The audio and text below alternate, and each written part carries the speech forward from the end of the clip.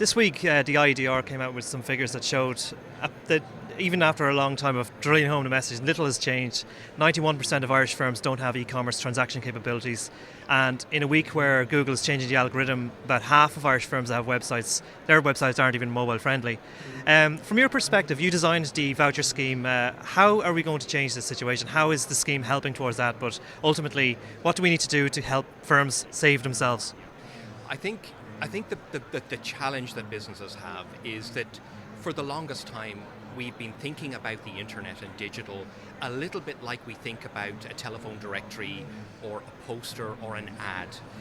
It's something that you do once, you invest in it, you make it as well as you can, and then you put it out there and things will happen. The challenge really for us is to introduce this newer internet to our businesses in Ireland. And the newer internet is one that's dynamic, it's interactive, it changes because it's a conversation. It's like what you and I are doing today. So as you're agreeing with me or disagreeing with me, I might be modifying my message to you, or I might be looking into your eye and going, are you getting this? Do you care? And I think that's the change that we have to try and achieve. Now, what we did when we were designing the Training Online voucher scheme was we gave businesses flexibility. So what we said to them was, we want to co-invest with you to try and help you trade online. Now, one of the parts of that is, let's bring you in and let's talk to you about the difference between a website or a web page or an app and trading. Because trading is your business. It's what you know how to do every day. You have a shop window, you have goods, you have services, you have to engage with your customers. Now, one of the things that we're finding as we deliver these vouchers to almost 1,000 companies at this stage, another 1,000 to go this year, is that businesses who are taking that leap and bringing digital into being part of their business, like every other part of their business, they're succeeding.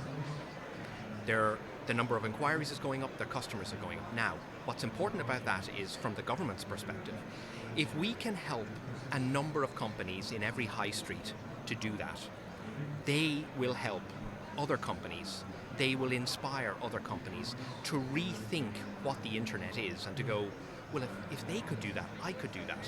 If that's possible with the fruit and veg shop, my grocer shop can do something like that. And I think it's that momentum that we have to try and build. It's true, trading online is not simple. There are lots of elements to it. Payments being one of them, mobile being another, customer care is another. So maybe we don't all bite off the whole thing at one time, and it's certainly more complicated than having a website. So the data that we hear during the week helps us to sort of shake some reality into the situation. This interview will probably take 3 or 4 minutes.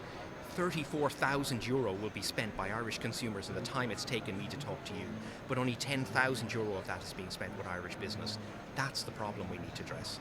And the interesting thing is, if you look at what companies like Facebook are doing, they're trying to make it even easier to transact within things like Messenger, for example. And a lot of companies in Ireland have already done things like created their own web pages or Facebook pages, for example. So commerce is going social.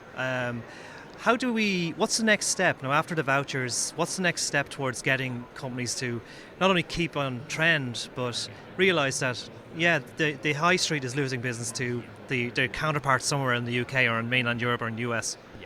I think, let me just answer that by sort of retailing a little story. I go around the country and I talk to groups of businesses supported by our local enterprise offices when they think about trading online. But one thing that happens at every one of those events was in one Castlebar a week or two ago with 50 companies in the room. They discover, because they're talking digital now and not about their business 2 doors down and 2 doors up from me, they're talking digital, they're going, we could collaborate somehow, maybe on a small thing like packaging, like sending it to the UK. So there are opportunities with digital that businesses are beginning to discover once they start taking that step and going, digital is an important part of my business, but it means that I need to tweak some things. It needs that I need to think about my customers in a slightly different way. And maybe one way of doing that is to collaborate more, to create more of a footfall or a clickfall in this area, in this topic, so that the rising tide will help us all, rather than deliberately trying to compete every time with every business that you ever see. Stephen, thank you very much. That's great.